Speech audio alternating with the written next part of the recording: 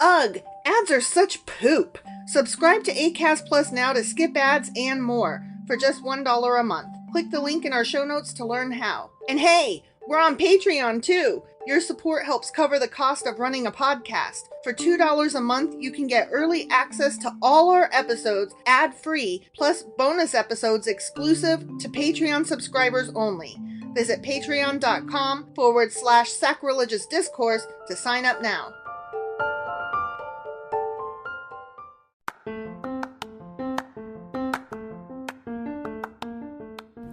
Welcome to Sacrilegious Discourse. I'm husband. And I'm wife. Together, we're reading the Bible for the very first time. We grew up without religion and wanted to know what all the fuss was about. Well, what have we learned so far? That God is a dick, and apparently some people believe in talking donkeys. We're not trying to pass ourselves off as experts. Nope, we're just reading the Bible for the first time and giving our first take reaction. If you'd like to join us in this venture, you might consider starting at episode 1. Otherwise, jump in wherever you like. All right, let's go read the Bible. Yeah, let's get to it. Husband! Wife! I once again will not ask you, do you remember what happened yesterday? Because we're in Psalms. We're in Psalms. Who fucking cares? Because, I mean, not who cares, but, it's all just shit. Individual it's individual poems. It's not shit. Okay, sorry. It's poetic shit. Oh my God. It's just small individual poems. Yes, small individual poems. And so there's not really a, do you remember, like, to be continued or sometimes like that. Flutes and strings and Silas. Yeah, but apparently that's not how other people pronounce it, apparently. Oh. That's one of the things I learned from somebody. How do they pronounce it? From Fern, actually. Oh, thank you, Fern. How is it pronounced? That's what I need to read. I think it was like Selah or something like that. Oh. I can't remember exactly. So. Well, I am here to tell you that I do not know how to say these words, and I'm just going with what I had heard. But they liked that we said Selah, so. Okay. Because that's how they read it the first time.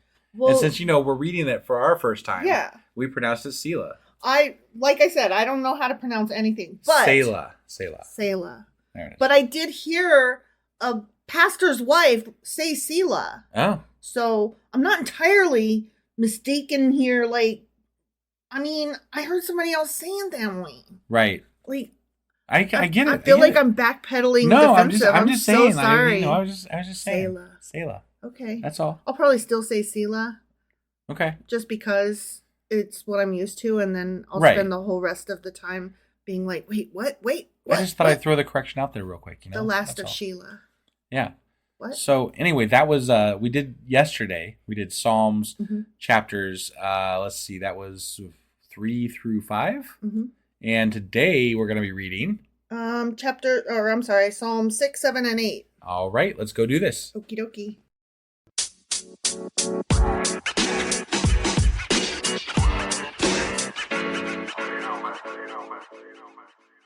All right, so we are here doing Psalm 6, 7, and 8. Okay. And just as a reminder, some of these have beginning little instructions or titles to the musical people. Right. Or I don't know what they are. They're just little additions. Yeah, sure. And sometimes they have stuff off to the side that I often mispronounce. Apparently, Selah is Selah. Right. But if we had to count up all the things that we've mispronounced in the Bible. Oh, Jesus. It would be a long day. I would be in hell. It might be a long week, even. I would definitely be going to hell. Yeah, right. If it mattered. But in the intro, I said The Last of Sheila. And that's because it's a movie that I just watched at my parents' house. It's like really old. But if you like Glass Onion, it definitely was inspired by The Last of Sheila or muchness movies like it. Yeah, yes. That. Okay. Yes. So if you like Glass Onions and you don't mind old movies, you should watch The Last of Sheila. It's so good. And I gotta tell you, okay, I know this is way off topic, but listen. It really is. This movie is like from the 60s, okay? Yeah. And there's this woman and she's got the most gorgeous blonde hair. And I was like, oh my God, that hair reminds me of the judge on Ally McBeal that the main lawyer guy was stupid, you know? So many random cultural I references here. know, okay. Like, I don't even know Okay. where to go with any of Do this. you remember Ally McBeal? Yeah, of course. Dancing Okay. Baby. Yes, but do you remember the lady judge with the long blonde hair that was like, I mean... Only kind of. Okay, well, at any rate, so I looked this woman up because I was just captivated by her from The Last of Sheila. Sure. Okay? And I'll be goddamned, it was the same fucking woman. You're recognized her. really good at that. But I didn't recognize her face. I recognized her fucking hair. Wow. That's insane. Yeah, that is pretty insane. Who even does that? I don't know. I mean, I don't know. Yeah. So that's why The Last of Sheila is on my mind, because I just blew myself away. Yeah. That was unintentional. Good job. Good no, job. I mean, I wasn't trying anything. It just it just popped in there. Okay. All right. Okay. Sorry. So Yeah. Psalm 6. Ready? I'm ready. I'm Okay. ready. And then don't forget, I read these, and then after each one, I tell you my little notes on it. I won't forget. I got it. Don't forget. Okay. Psalm 6. Yeah. Okay, we open with some instructions.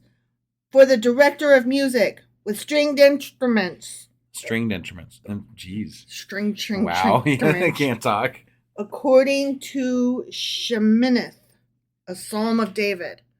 Another one by David, huh? Mm-hmm. Okay. They're all by David, didn't you know? Right, yeah. He's so fucking prolific. Walking around with a pen in his fucking pocket. Right, yeah. Okay, ready? Mm-hmm. Let me put on my serious face. It's all those women bathing that inspired him. Mm-hmm. Yeah.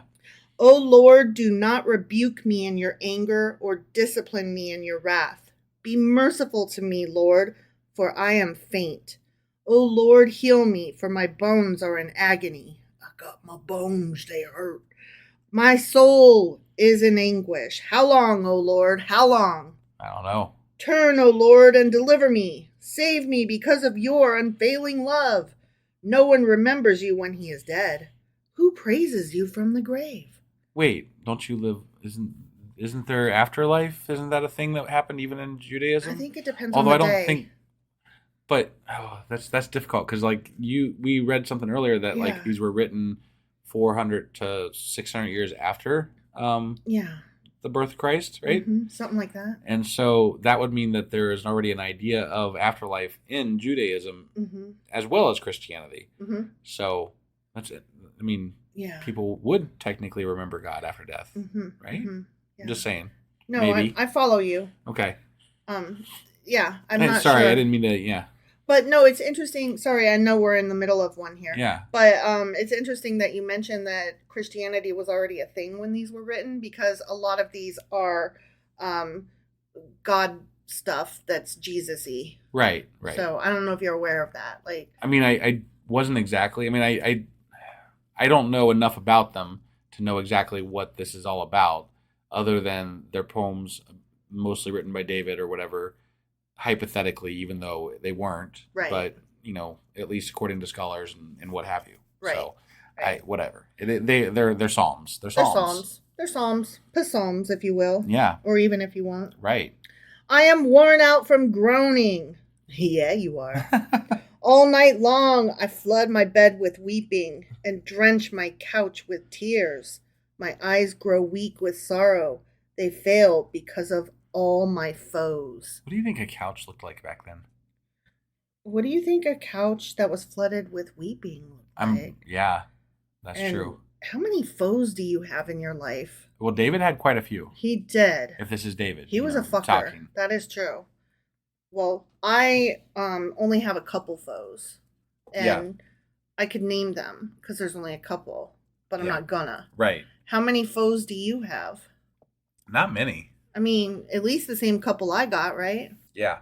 Away from me, all you who do evil, for the Lord has heard my weeping. The Lord has heard my cry for mercy. The Lord accepts my prayer. All my enemies will be ashamed and dismayed. They will turn back in sudden disgrace. Yeah. Okay, so that was the end of Psalm 6. Okay. And now my phone locked itself out because it was quiet too long. So, Psalm 6 is the one that starts, O Lord, rebuke me not in thine anger. Okay? Okay. And this is a penitential psalm, like penitence. Okay? and is traditionally attributed to David, Okay. which we knew. Yeah, right. So Psalm 6 is supposed to have been written to serve as a prayer for anyone suffering from sickness or distress, or for the state of the kingdom of Israel while suffering through oppression. Okay. Okay, so Yeah. they're like, Right. Okay. I like that last little. Yeah. That was some good Yeah, it was moaning good. for you. That's good. Okay. This psalm is the first of the 7 penitential psalms. So there Okay. are 7 that are specifically referred to as the penitential ones. Okay. Remember, penance. Yeah. Okay? Right. Yeah. I'm just making sure you got that. I got it. Okay. I didn't write down like which other ones they were because like there's like number 40 something, number 80 something. Sure. I was like, okay, whatever. They're further on. Yeah. Yeah. And they'll mention it again when we get there. Okay. This is number 5. But this is important in some regard for penance. Penance. Yeah. I wouldn't say it's necessarily important. I'm just pointing out some trivial facts. Okay. All right. Spitting facts, if you will. There you go. Okay. It's also been classed as one of the individual lamentations. Okay. Do you know what lamentations are? Isn't that like a song type thing? No, a or- lamentation is like, oh, woe is me. Oh, yeah. Yeah, like Okay. you lament. Right. You're like right. brokenhearted and sad and whatever. Yeah. Okay. Okay. It's also called one of the sick psalms. Okay. Not pussick, just sick. Like illin. Okay. Got it. And it's also referred to as the Psalms of Confession. Okay. Okay. Mm-hmm. And also a paradigmatic example of the supplication form in the Psalms. Paradigmatic. I like that word. Paradigmatic. That's a nice word there. I copied that down. Like I have a little notebook that's full of words I truly like. Yeah, and that's a beautiful want to use. I've never used that word before. I like paradigm well yeah, enough. right, definitely. But That one I've used, but paradigmatic, paradigmatic. That's amazing. Right? Yeah. Forget all the rest of Right, that sentence. yeah. Who even cares? Right. So these psalms are expressive of sorrow for sin. Okay. So that's, ultimately what the penitence is. Sorry for sinning. Blah blah blah. Well, not just sorry for their own sin, just that there is sin in general. Oh, okay. And they're wailing about it. Got they're it. lamenting. Yeah. Like, God damn it, sin sucks. Like doesn't today, it? they'd be wailing about all the transgender people and Yeah. and the missing guns. Doesn't and it stuff or suck whatever. that there's not enough guns Yeah. to shoot all of the people that aren't white? Right. Yeah. And straight and white and straight Yeah. and damn the libs. Right. That Right, kind of thing. yeah. Yeah. So Psalm 6 is in 3 parts as distinguished by the person. Okay. Part 1 is the psalmist addresses God. Okay. Part 2, he speaks for himself. And Mhm. part 3, he speaks to his enemies. Ah. Okay. Okay. The psalmist expresses his distress in parts 1 and 2. Lamentation. Right. Okay. In stating the enemies of the psalmist, remember all those foes? Yeah. We understand that this distress is caused by a relational problem, but it is unclear if he is innocent. Okay. Okay. I don't know what the importance of all this is. I'm just giving stating you it, right. just giving you the trivia and the notes breaking it down. Okay. Okay. Sure. He does say, however, pretending that it's David for a second. Yeah. He says he will be reinstated and that his opponents will be confounded. Of course they will. I mean, Yeah. God's taking care of all that, right? But he is faced with the abandonment of God. Mm. More lamentations. Yeah. Fuck. Hate it when that happens. In the absence of God emerges the final hope of the psalmist, expressed as a cry of confidence in the last 3 verses. Yeah. Okay? You got to bring it back, Yeah. Bring it back. Bring it back. Okay, so that was Psalm 6. Okay. All right. Yeah. Now we are moving on to Psalm 7. To Psalm 7? Yeah. Okay. Ready? I'm ready. Okay. Shiggaion Oh, yeah? of David, Okay. which he sang to the Lord concerning Cush, a Benjamite. Okay. Benjamite. I was trying to add in an Sure. additional syllable. Right. Okay. Oh, my Lord, I take refuge in you. Save and deliver me from all who pursue me, for they will tear me like a lion Mm. and rip me to pieces with no one to rescue me. That's tough to put into a song. Yeah. Oh, Lord, my God, if I have done this and there is guilt on my hands, if I have done evil to him who is at peace with me, or without cause have robbed my foe, then let my enemy pursue and overtake me. Let him trample my life to the ground and make me sleep in the dust. Selah. Okay. Okay. Yeah. I remember right. to say it that way. Yeah. Arise, O Lord, in your anger. Rise up against the rage of my enemies. Awake, my God. Decree justice. Let the justice, the Justice League. I don't know. I was just like, Avengers assemble. Yeah. Decree justice. Right. Okay. Let the assembled people. Oh, that's where I got the assembled. Right. Okay. Yeah. Sorry. Let the assembled peoples gather around you. Rule over them from on high. Let the Lord judge the peoples. Judge me, O Lord, according to my righteousness, according to my integrity. O Most High, O righteous God, who searches minds and hearts, bring to an end the violence of the wicked and make the righteous secure. Okay? Still going. Oh, okay. All right. I feel like there's a lot of judgment in this. Mm-hmm. There's like a lot of judgment. This one is not my favorite. Against himself and against his enemies, against everybody. This one's not my favorite. Okay. I rather like the next one, so I'm eager to get to the next one. Okay. Yeah. All right. My shield is God Most High, who saves the upright in heart. God is a righteous God, judge. I meant to say judge. Sure. God is a righteous judge. Oh. A God who expresses his wrath every day. Yes, he does. Wow. How do you see he's a righteous judge and then go on to say he expresses his wrath every day? Because obviously they view it in the way that he's expressing his anger and wrath against those who deserve to have the wrath thrown upon them. I guess. Maybe he could be righteous and have people not be shitty. Yeah, that'd be great. That'd be awesome. Yeah. If he does not relent, he will sharpen his sword. He will bend and string his bow. He has prepared his deadly weapons. He makes ready his flaming arrows. They aren't made of iron, though. No, they're not. Yeah. No. That would be bad. That would be bad. You don't want to stab any gods with iron. Right. Nor fairy folk. Oh, okay. Yeah, you can't stab gods or fairy folk with iron. Iron works wonders on ghosts, I hear, too, I think. Oh, really? Isn't that what they use? Didn't they use that in Supernatural? I don't Can they recall. hit them with iron weapons and stuff? No, you're right. Yeah. You're right. And salt, of course. Yeah, of course. Salt. Yeah. And holy water and hallowed ground. Right. Yeah. You got to know all the things. Just in case. And also silver on werewolves. Right. And cut off a vampire's head or a zombie's head. Sure. Both. I mean, generally anything you chop the head off and it's done, unless it's one of those weird ass zombies that keeps moving. Well, I mean, technically the zombie's not done unless you stick something through its brain or something. Yeah. The head can still chew. It just rolls around. That's just so weird. Yeah. I don't like that kind of zombie. No. That's silly. Right. That's just silly. Okay. He who is pregnant with evil. Pregnant with evil, huh? Damn. Man. That's filled up. That's my belly, bursting at the seams. My belly's full of evil. I gotta go. And conceives trouble. He who is pregnant with evil and conceives trouble. Interesting. Gives birth to disillusionment.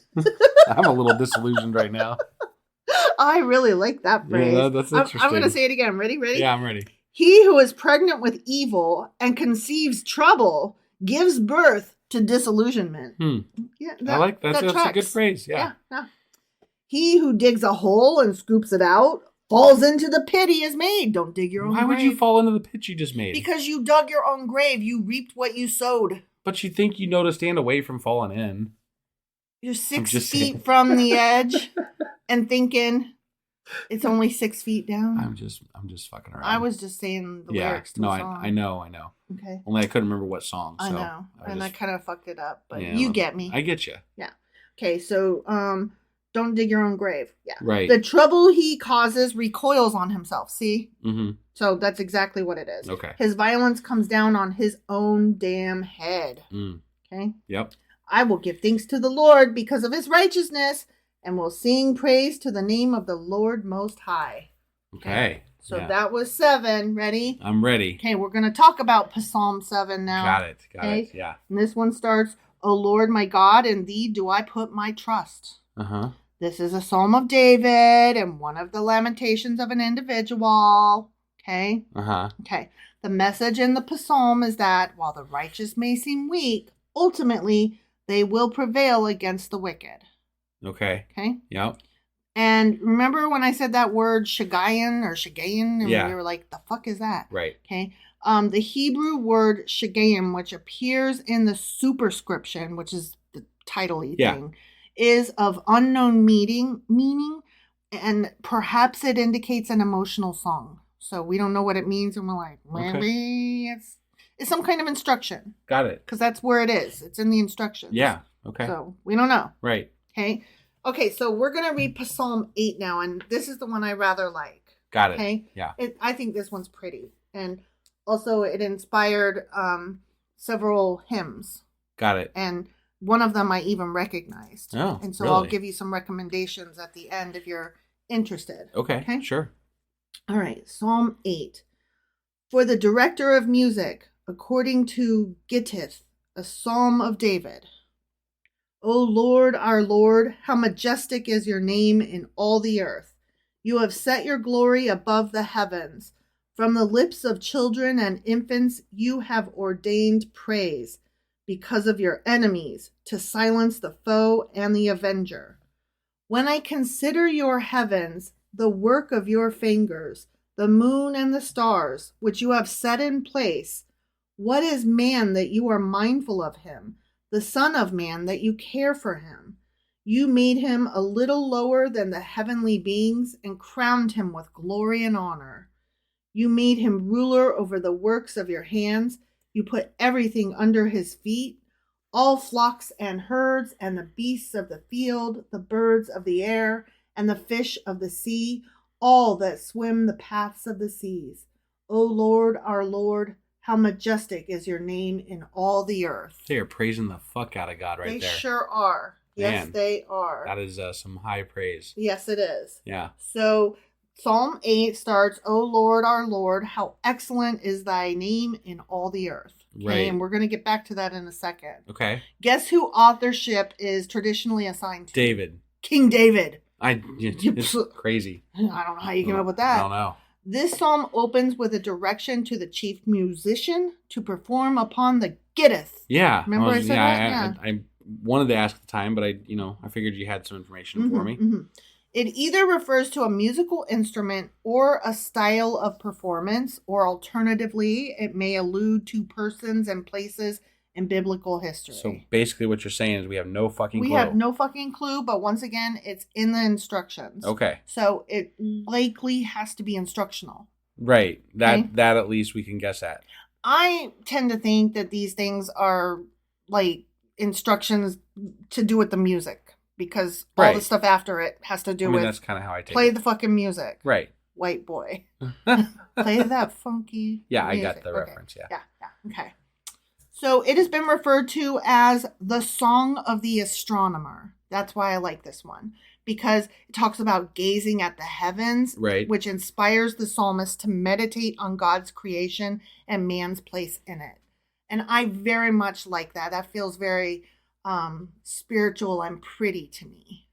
I don't know. One of the things that always, and I don't disagree. Yes, that is true. And that was a very beautifully written bit there. Mm-hmm. But at the same time, what it made me think of is how small we are, and why would a God even give two shits about us? Like, right. There's so much out there, and it's large, not a large. It's one of the reasons that I've always questioned religion in general, is that why do we think we're so fucking important as to even have the eye of a God? Right. Like, why would that be anything? I think that's why I liked this, because it felt like it was almost there. Like it was almost getting that. You know what I mean? Yeah. Like just the astronomer part. But we have to have such an ego as a race of people to believe that anything that could do all of this would care about us the most. We literally thought that Earth was the center of the universe. So, no, I mean,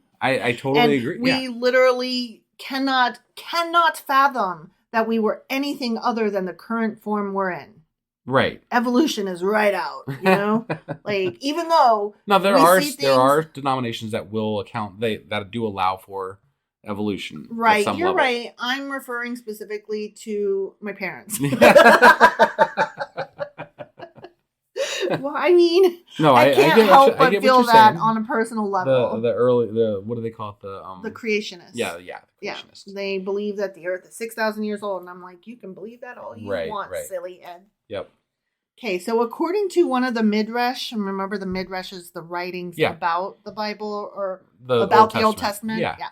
Verses 5 through 10 contain questions that the angels asked God as God was creating the world, referring to the righteous men of Israel. Okay. And I broke these down because I thought so interesting. Okay. Yeah. So I'm going to go on a little bit about this longer than I did the other two. Okay. Yeah. So the first thing is, what is man that you are mindful of him? And that refers to Abraham in the book of Genesis. Okay. Number 2, and the son of man that you remember him. And that refers to Abraham's son Isaac, who was born as a result of God remembering Sarah. Okay. Yeah. Number 3, yet you made him less only than God. And that refers to Jacob, who was able to produce streaked, speckled, and spotted flocks. Okay. And some of these are coming from not the Old Testament, or not the version of the Old Testament that we're reading, but the very Jewish right, book. but I do remember that bit where you made the different types right. of I'm just saying, like, or whatever they were. Right. I'm just saying it's referencing specific verses that are not in the book that we're reading. Right. Okay. Number 4, and have crowned him with glory and honor.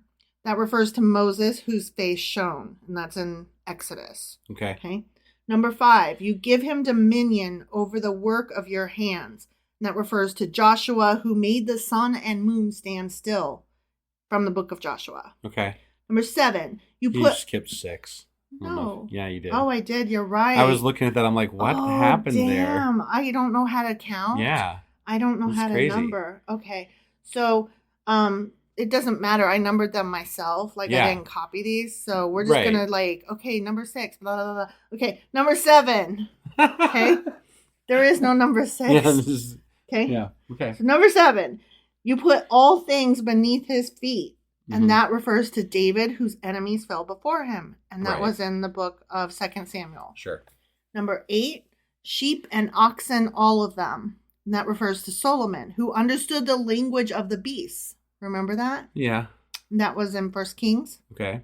Number 9, and the beasts of the field. And that can refer to either Samson or Daniel. Okay. Number 10, the birds of the sky. Now that refers to somebody that we haven't met yet. Okay. Or, no, I'm sorry. No, I was ahead of myself. That refers to Elijah. We know Elijah. He navigates the world like a bird, and he also received food from the ravens. Okay. And that was in 1 Kings. Okay. Number 11 is the one that we haven't met him yet. Got it. Okay. And the fishes of the seas. That refers to Jonah, who dwelled in the belly of a fish. Okay. You know Jonah and the whale? Yeah. That story? I know of the story, yes. Right. Okay, number 12. He traverses the ways of the seas. And that refers to the Israelites who walked through the sea on dry land. Right. And that's from the book of Exodus. Right. And the last one, number 13. O Lord, our Lord, how glorious is your name in all the earth. Thus the angels concluded, and this is the bit that's added, do what pleases you. Your glory is to sojourn with your people and with your children. Okay? Yep. I just thought that was quite lovely. But that is not all. So that was like the whole story of all the people, and I mean, like, it's just like this quick version of the Bible, basically. Yes, and that's why I just really liked it. You know me, I love a good list. Sure. And I love a good summary, but I'm not done. Oh. I'm almost done. Okay. Remember I told you that there would be a song that came from this. Yeah. Okay, and that I would, give you a reference, and we'll link some of my favorite ones in the show notes. Sure. Yeah. Okay. So a lot of these inspire hymns. most of the time my mind glazes over them because I don't know one hymn from a fucking another. Sure. Okay? But this one, I did recognize. Okay. How great thou art. Okay. And I bet I'm going to do a butchered job of the chorus, but I'm betting if you heard the song, you might actually recognize it. Okay. From the time briefly that we went to church. Okay. Okay? Yeah. The chorus is, then sings my soul, my Savior God, to thee. How great thou art, how great thou art. Do you recognize that at all? Not offhand, no. Okay. Well, I didn't do a terrible job. But anyway, just to let you know, there are several famous versions of that song. My very, very favorite is the one by Pentatonics, and they sing it with Jennifer Hudson. Oh, then I probably have heard it. I don't... If they've done a version. I hadn't heard it. I love Pentatonics, and I hadn't heard it. Yeah, that's fine. They do a live version with Jennifer Hudson, and she wails. And to say that it touched me, like I got goosebumps, I was moved, I almost had tears. It was really good. That's my favorite version. Yeah. Apparently Elvis does a version. I didn't listen to that one. If that's your thing, I like some Elvis. Yeah, I just, after listening to Jennifer Hudson, I was just like, that's okay. I got what I need. The one that I listened to before that was a very famous one by, what's that religious chick, Jesus Take the Wheel? No idea. Carrie... Underwood? Yes. Oh, Carrie Underwood. Wow. Yeah. That was the only one I knew. She did a live version with Vince Gill. So if you're into country, that might be the one that you like. Okay. Okay. Then she redid it as a studio version and did a video, and it's really good as well. Gotcha. So I very much like her version, but my very favorite, you guys, is Pentatonics with Jennifer Hudson. Okay. I mean, it's beautiful. I'm not religious, clearly. I don't go to church, and I don't believe in God. But this thing moved me, and it's really good, and I think you should listen to it if you enjoy good music and just gorgeous voices. Right. Okay? And we'll link that one. It'll be up to husband if we link the other two that I mentioned. No, that's fine. Okay. We'll get it figured out. All right. So that was Psalms chapters 6 through 8. 6, 7, 8. And tomorrow we will be back with 9, 10, 11. All right. We'll see you guys then. Yep. Bye.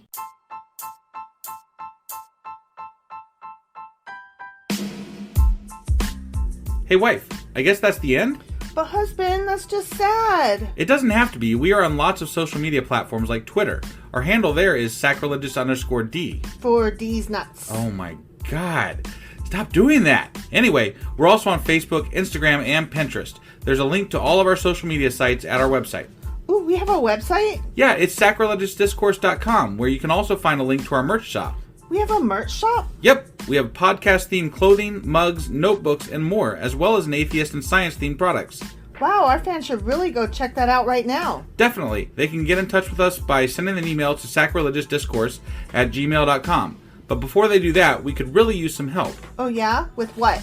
Well, it's not free running the podcast, and we need some financial support in order to get better equipment, which will free up time so we can concentrate on our podcast and our fans. Okay, so what should they do? Head over to patreon.com/sacrilegiousdiscourse and sign up as a contributor on our podcast. Supporters there receive additional bi-weekly episodes that we record just for our Patreon members for as little as $2 a month. Also, we'd really appreciate it if you would like and subscribe on whatever platform you're using. And Apple Podcast reviews help us out tremendously. Like and subscribe. Leave an Apple review. Join us on Twitter. Support us on Patreon. That's a lot of instructions. Don't forget to say thanks. Thanks. Okay, bye.